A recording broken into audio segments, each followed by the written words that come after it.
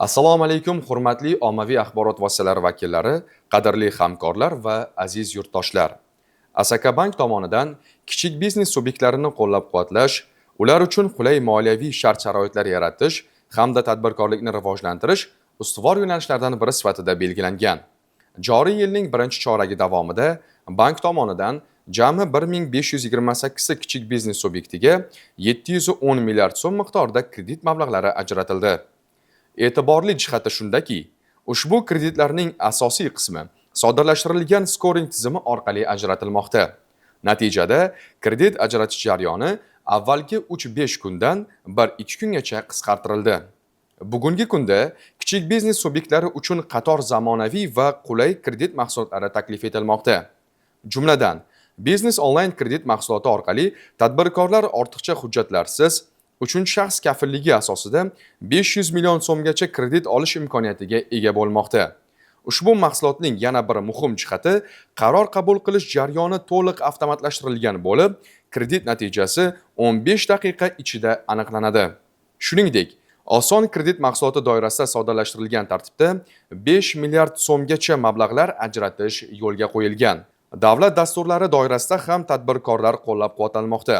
Xususan, qishloq tadbirkorligini rivojlantirish ikkinchi faza dasturi doirasida 500 ming AQSh dollarigacha 7 yil muddatgacha qulay shartlarda kreditlar taqdim etilmoqda.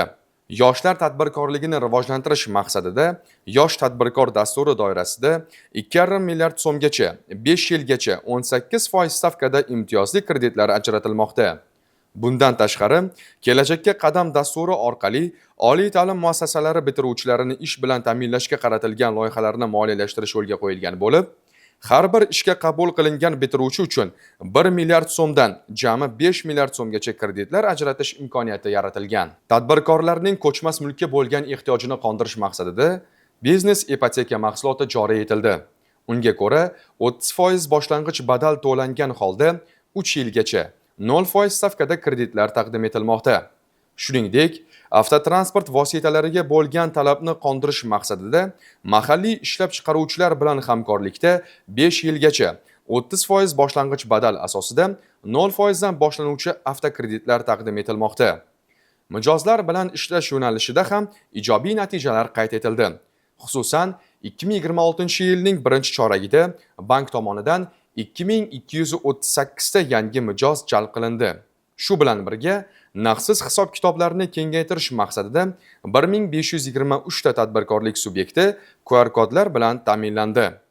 Tadbirkorlarga yanada qulaylik yaratish maqsadida bank xizmatlari faqat filiallar orqali emas, balki 48 ta savdo nuqtasi orqali ham avtokredit xizmatlari ko'rsatish yo'lga qo'yildi. Mijozlar murojaatlarini tezkor ko'rib chiqish maqsadida Asaka Bankning yagona 1152 raqamli aloqa markazi faoliyat yuritmoqda. Kelgusida bank tomonidan qator muhim vazifalar amalga oshirilishi rejalashtirilgan. Jumladan, biznes onlayn kredit mahsulotini inson omilisiz to'liq avtomatlashtirish, mijozlar uchun onlayn onboarding tizimini joriy etish, kichik biznes subyektlari uchun yangi va qulay mobil ilova ishga tushirish, shuningdek, naqdsiz to'lovlarni kengaytirish maqsadida tadbirkorlarni QR kodlar bilan ta'minlash ishlarini yanada jadallashtirish ko'zda tutilgan. Qadrli yurtdoshlar, Asaka Bank kelgusida ham kichik biznesni qo'llab-quvvatlash, tadbirkorlar uchun yanada qulay imkoniyatlar yaratish va zamonaviy bank xizmatlarini kengaytirish yo'lidagi ishlarni izchil davom ettiradi. E'tiboringiz uchun rahmat.